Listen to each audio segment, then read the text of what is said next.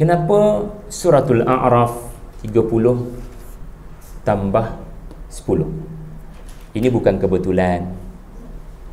Ingat ya, benda berulang, bukan kebetulan. Matahari terbit, berulang tak? Matahari terbit, berulang kan? Tapi mukmin akan kata, tak ada benda sama berlaku hari ini. I will get something new. Dari sudut makna, makna matahari terbit hari ini. Itulah kata Pak Quraisy Shihab, alam ini adalah lukisan yang mengajarmu tentang tauhid. Tiada sesuatu berlaku kebetulan, sentiasa ada makna baru datang dengan pengulangan. Gitu. Okey. Saya rasa tuan-tuan kena tekalah. Takkanlah saya nak suap je. Cuba teka. Kenapa 40 malam Baqarah tapi 30 plus 10 Al-A'raf?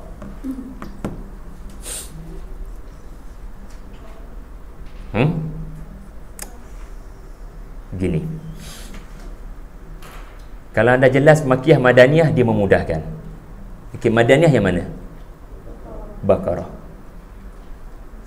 Makkiyah yang mana? A'raf. Apa tujuan surah Madaniyah? Repair kaum muslimin yang masuk Islam, kekuasaan dah ada, tetapi masih banyak lagi penyakit-penyakit dalam tubuh yang Nabi kena perangi dan banteras. Antaranya susah benar nak bersyukur atas nikmat pembebasan daripada Abu Jahal.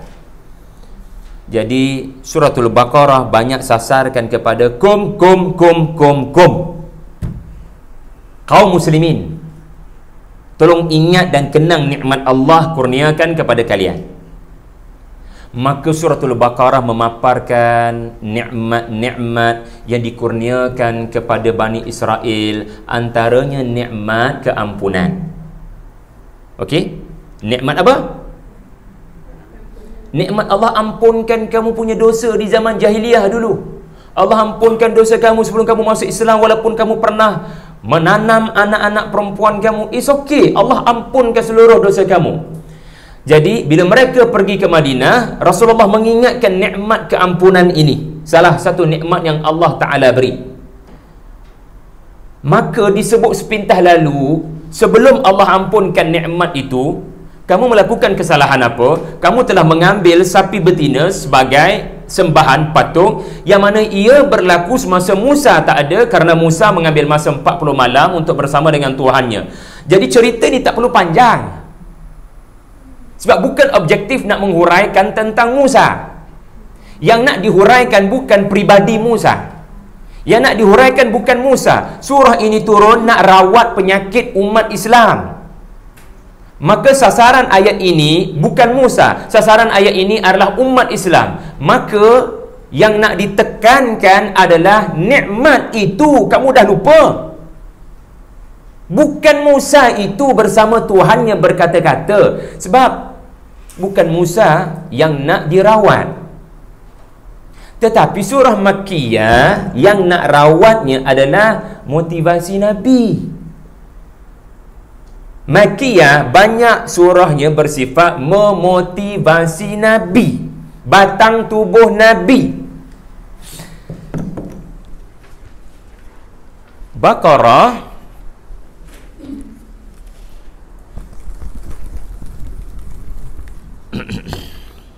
okey, kalau anda faham keyword ni, alhamdulillah dia memudahkan.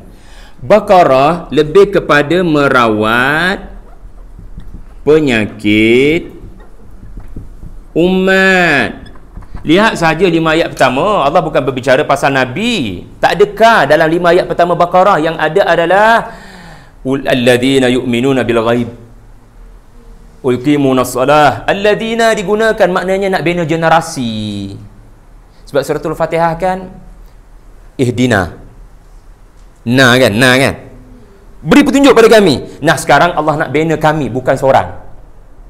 Allah nak bina kami, nak bina generasi. Al-Alamin, tahukah anda apa tafsiran Al-Alamin? Suratul Fatihah, generasi. Tuhan kepada seluruh generasi manusia, di mana-mana zaman, di mana-mana negara. That's tafsiran yang sahih tentang Al-Alamin. Dan di hujung suratul Fatihah Allah tunjukkan ada 3 jenis manusia pada setiap generasi. An'amta, al-maghdub, ad-dhalin. Nah, sekarang Baqarah turun untuk merawat penyakit umat, iaitulah umat Islam. Jangan jadi Bani Israel yang tak bersyukur. Tetapi A'raf, kita dah kata tadi, ia adalah Makkiyah. Jumlah kaum muslimin ramai ke sedikit? Logik tak kat sini merawat umat sebab Madaniyah dah ramai orang Islam? Logik tak di sini orang Islam tak ramai? Maka yang paling utama guru tu sendiri kena very high motivated.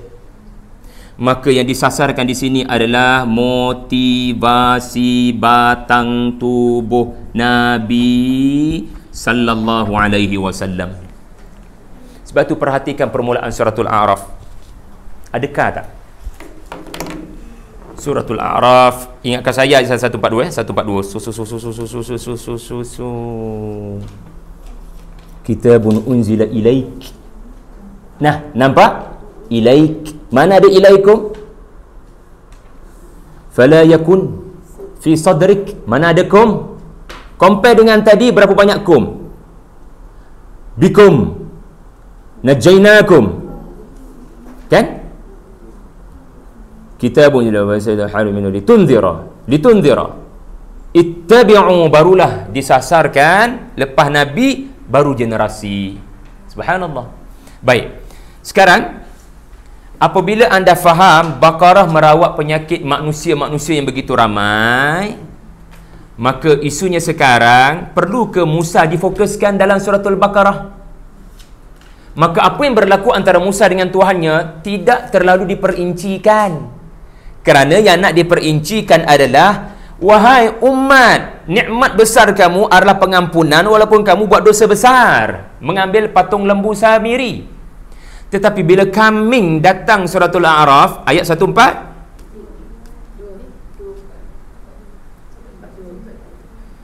yang difokuskan bukan lagi Bani Israel sahaja. Yang difokuskan Musa itu sendiri, batang tubuhnya sendiri. Dia munajat 30 malam. Lepas tu dia meminta kepada Allah supaya benarkan saya duduk sini lama lagi. Saya rasa manis berkata-kata denganmu, wahai Tuhan. Sampai Musa kata, saya nak tengok kamu lah. Saya dah tak tahan lah 30 malam ni. Ini menunjukkan pribadi seorang Nabi yang cintakan munajat kepada Tuhan bila menghadapi tekanan dalam kehidupan. So yang difokuskan adalah batang tubuh Nabi sallallahu alaihi wasallam dan alaihi salatu wasalam. Nabi diperintahkan 30. Tapi Musa nak tambah 10. Sebab apa? Manis tarawih itu. 8 tak cukup, kalau boleh 20. Jadi kita duk berbalas benda yang tak sepatutnya. Sedangkan yang 8 pun bagus, yang 20 pun bagus, kerana kesemuanya diiktiraf oleh Allah seandainya khusyuk dalam munajatnya gitu. Jadi Allah bagi tahu Musa sebenarnya diperintahkan 10, dia request 10 lagi. Allah bagi 30 sebelum Taurat turun. Kita diperintahkan 30 Ramadan. Quran turun. Ayat saya baca awal tadi 30. Tetapi Musa request puasa sunat, boleh tak? Puasa 6. Tapi bukan puasa 6 lah. Puasa 10.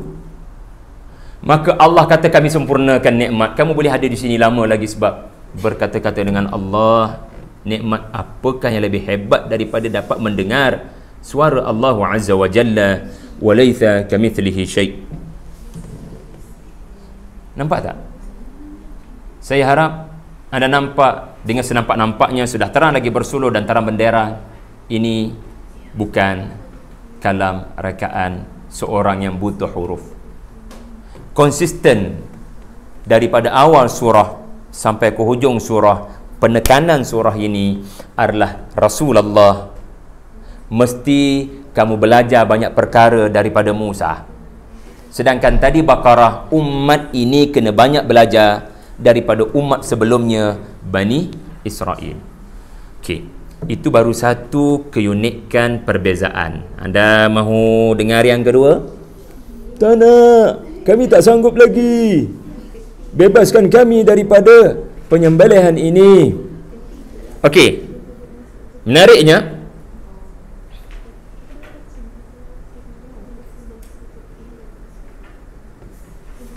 Okey, alhamdulillah itu saja untuk isu yang kedua.